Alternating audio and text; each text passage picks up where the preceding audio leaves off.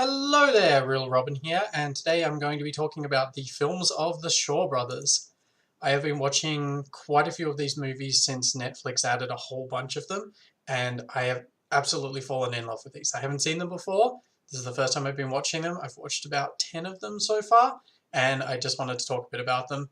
They are fantastically stylized films. They have they're basically a bunch of period kung fu movies with some of the same actors for quite a few of them, but they use a whole bunch of different actors for their movies as well. Basically, I'm going to talk about some of the things that punctuate the Shaw Brothers movies, as well as a couple of my favorite films of theirs. So, first of all, let's start off with Shaw's Bescope, as myself and my flatmate call it. It's actually Shawscope, but it's uh, it's got the little like Warner Brothers rip-off SB logo in the middle, so we've been calling it Shaw's Bescope. Doesn't actually mean anything. The films are just shot in widescreen. I don't know why they actually say this, but we have fallen in love with the term. It's fantastic. One of the other things that you will see a lot in the Shaw Brothers movies is insane zooms. These have become quite popular in parodying kung fu movies, and I have to wonder if they actually started off in the Shaw Brothers movies because these are some of the earliest examples I've seen of them. But yeah, there's just every time someone has a surprised facial expression or something needs calling attention to, there's these crazy fast zooms, both in and out. And they're absolutely hilarious. I love them and I wish more movies used them. Another thing that they tend to use is they have this weird fisheye lens that they like to use for panning shots. And it makes me sick every time they use it because fisheye lenses don't work so well for horizontal panning shots. Not quite sure what they use, why they use them, but it's another funny thing that we like to, point out in those movies. Something that punctuates about half of the movies that I've seen so far of the Shaw Brothers is absolutely cartoonish violence. There's regular cartoonish violence in the actual fight scenes of most of the films, but about half of them we've seen are completely R-rated. Like, they are insanely violent at times. The blood is, it's this kind of bright pinkish red color. It looks completely wrong, hence the cartoonish look to it. But yeah, there's something about it. It's just really, really charming, and I love it.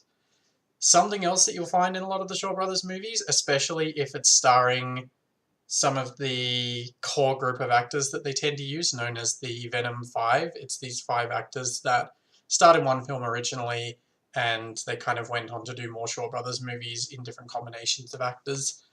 There seems to be a lot of contact juggling and acrobatics. Turns out that some of the Venom 5 actually did study acrobatics. I learned this after the fact, but it makes a lot of sense now because the fight scenes in these movies are insanely well choreographed. They're not realistic in the slightest. Like, there's this thing that happens where when people are fighting, they will basically sort of bounce off each other a lot, and they won't actually land any blows until somebody dies, and then it's really, really violent.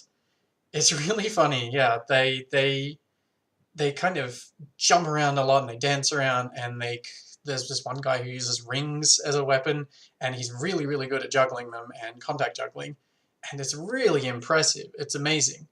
Like I said, not realistic in the slightest, but absolutely amazing to watch. It's really entertaining. They also use a lot of the same sets in these movies. There's this tea house and kind of this temple set that they like to use a lot. Obviously, they wanted to get a lot of movies made on a very small budget per movie. So that's why I'm guessing they use a lot of the same actors. They also came out very frequently between the 1960s and the 1980s. But yeah, you will notice a lot of the same sets in these movies. It's pretty funny. Another thing that you will notice in the Shaw Brothers movies is this strange storytelling technique, which I haven't really seen used to this extent outside of these films. But it's really, really hard to discern the heroes from the villains at the start of most of these movies. Not because a lot of the characters look the same, although they do. It's a period piece, so everybody has the exact same haircut and the exact same clothing, and it is kind of hard to tell some of the people apart when, everybody has period appropriate clothing where they are all supposed to look the same. But yeah, there's this weird thing that they do where for the first maybe 20 minutes of a film, you'll be trying to work out who the good guys are and who the bad guys are. And it's pretty interesting. You'll spend the first part of the movie trying to work this out. And yeah, I really like it. It's really cool. The films they're absolutely ridiculous. Yeah, they are really, really silly movies. A lot of them use the same kind of storyline where there'll be a bad guy who kind of rules over this local small town with violence, and somebody, either a main character or several main characters, will fight them and then lose. They will go off, learn kung fu, come back, and beat the absolute crap out of them. It works. You know, if it ain't broke, don't fix it. It works for a lot of these movies. Sometimes they'll vary it a little bit, but I did notice a very similar story throughout. But the story is it's a very small element of these movies. You're not watching a Shaw Brothers film for the story. You're watching it for the well choreographed kung fu, the crazy kind of contact juggling stuff, and also some of the films have just these really, really crazy set pieces that really sort of set them apart from each other Shaw Brothers film. So the actors that they will use constantly, there's the five main ones, but three of them really, really stand out. The other two, not so much. But my three favorite are, first one is, I can't remember the actor's name, but he is known as Shaolin Hercules. He is this really, really buff guy who apparently never actually worked out. He was just somehow surprisingly buff despite not doing any working out. He has the most distinct expressions of the five main Shaw Brothers actors. And yeah, every time he's on screen, he's an absolute delight. There's the other guy who we just call Bad Teeth. He is this kind of feminine looking guy with really, really bad teeth. And this guy that I just called Chest Hair Guy, he seems to be the only one of the main five who actually has chest hair. Now, my favorite Shaw Brothers movies have to be Kid with the Golden Arms, Five Elements Ninjas, Crippled Avengers, and Return of the 36th Chamber. I'll talk about the last two in a little bit more detail, but I'll start with Kid with the Golden Arms. It's this crazy film where everybody is trying to get a hold of this chest full of gold. And along the way, for some reason, everything just gets poisoned. In an effort to actually stop people from stealing this chest, stuff just gets poisoned. At one point, trees and the ground get these little poison spikes in them that you can't see, and they just manage to kill a few people with this. The chests get put in this room under guard at one point, and it turns out the entire room is poisoned. So touching the chests, poisons you. We find out later that there was actually a guy hiding in the chest who jumps out and kills people. The candles in the room were also poison. There was a whole bunch of poison. It was just really, really crazy film. Kid with Golden Arms is actually a bad guy. Wasn't expecting that. He is played by Shaolin Hercules, and yeah, he's this really, really crazy bad guy who has invincible arms. For some reason, everybody keeps attacking his arms.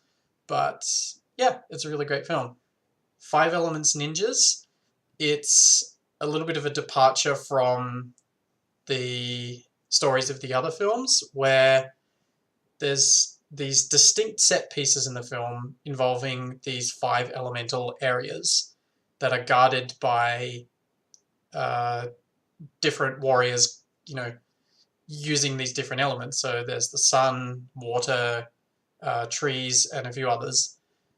And yeah, these five distinct areas are fantastic.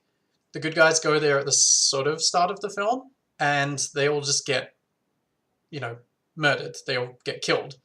And yeah, a bunch of characters decide to try and, work out a way to get around these five areas. And they come back at the end of the film, and the climax is fantastic, where they go to each of the five areas, and they have these weapons that kind of transform into different weapons to combat each of the five areas. So, you've got the water area where they have these giant sticks that transform into nets to catch these guys that jump out of the water. You've got the tree area where they just basically, there's these ninjas that are disguised as trees. It looks really, really funny. They're really obvious. And yeah, their weapon is basically, oh, our sticks transform into axes and they just kind of cut their arms off and stuff. There's also these ninjas in this ground area that come up out of the ground and stab you in the dick. They end up stabbing this guy so many times that his intestines fall out and he trips over on them and eventually gets killed. When they come back at the end of the film, their stick weapons transform into stilts with spikes on them so that they can actually, you know, hover just above where these guys can stab and instead stab into the ground. It's absolutely crazy. I love it. Now, on to Crippled Avengers.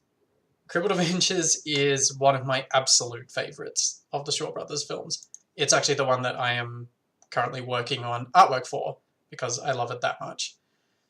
Basically, the film starts out with this guy's wife getting killed and his son getting his arms chopped off. He gets maimed. And you think at the start of the film, as I mentioned earlier, it's kind of hard to tell who the good guys and the bad guys are because you would assume that this is the good guy and he's going to swear vengeance on the people who killed his wife and maimed his son. He gives his son like really awesome metal arms and teaches him how to fight with them. They have like these little things that shoot out of them and kill people. And then he just turns out to be the bad guy. He becomes a town bully. He raises his son to ironically maim people. He also does it himself. He basically, yeah, he ironically cripples people. So anyone who stands against him, he will, you know, find their defining feature and take it away from them. So there's a guy who's really good at fighting with his feet, and he gets his legs cut off. There's a guy who talks too much, and he ends up becoming a mute. There's another guy who ends up getting blinded, and a guy who gets this weird thing put on his head, and his brain sort of squashed, and he becomes simple. And the four of them, I was kind of expecting the whole town to actually band up against this guy, but it's just the four of them. They end up banding together. They sort of kind of teach each other a bit, and they also go off and learn Kung Fu, specifically learning how to overcome the, you know, the things that the bad guy has left them with. And they end up coming back, and yeah, they just they fight the bad guy and they fight the bad guy's son, and they end up just destroying them with their unique styles that they have found since becoming, I'm doing air quotes now, crippled. And yeah, it's an absolutely fantastic film. It's really, really creative and inventive, and it's basically the best of what the Shaw Brothers films have to offer. It's absolutely fantastic. I love it. And finally, we have Return to the 36th Chamber. So the 36th Chamber, originally it was a film where it was a very, very serious film. It was very different from the other Shaw Brothers movies. There was no real over-the-top violence. It just focused on one character who was basically discovering a new style of Kung Fu. And yeah, he goes to this temple where every chamber basically teaches you a different thing that you need to learn to master Kung Fu.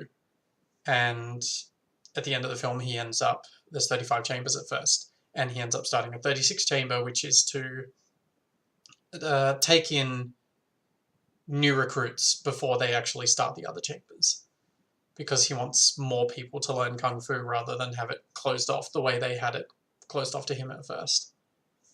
The second film, I'm not quite sure why they did this. It was a really, really bizarre move, and it was the first Shaw Brothers comedy that I had seen that was a straight-up comedy, not just silly Kung Fu and kind of silly elements. It was written as a comedy. It's supposed to be funny.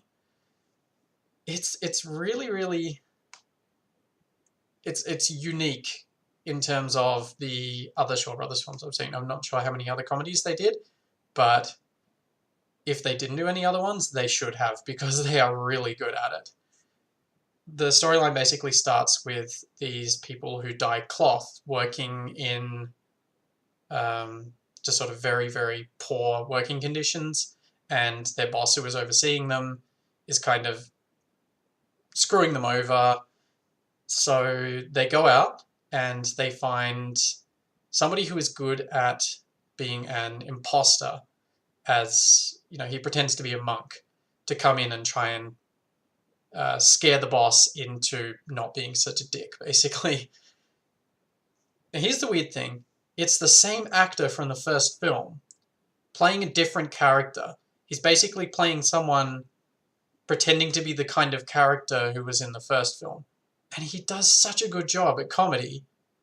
Just as good, if not better, than he did as a serious actor in the first film. He's absolutely fantastic. They bring him in, they try and scare the boss with him. It fails in spectacular fashion, and he retreats.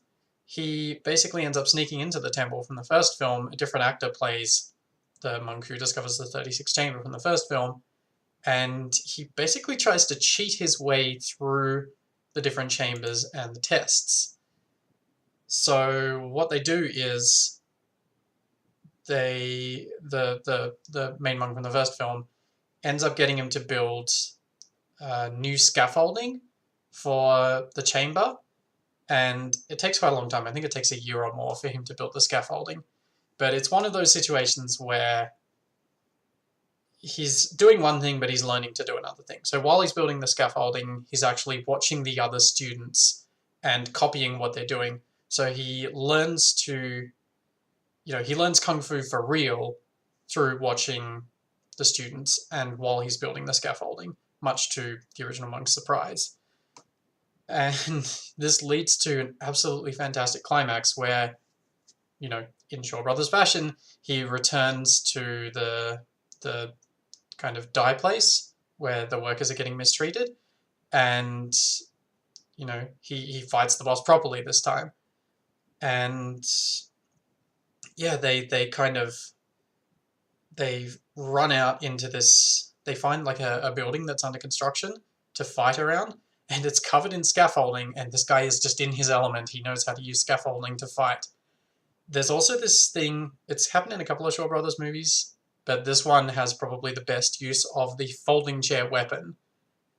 I've seen it in a couple of Jackie Chan movies as well. I didn't know that the kind of folding stool weapon was such a well-used weapon in these kinds of movies, but it's really, really creative, and the final fight scene of the movie is absolutely fantastic. I recommend watching this movie and seeing it for yourself. I can't do it justice with words. So yeah, that about wraps it up. Don't forget to check out the Shaw Brothers films for yourself. I highly recommend them. You'll find a whole bunch of them on Netflix. Don't forget to like and subscribe, and if you have any comments or any suggestions for future episodes, please leave them in the comments below. See ya!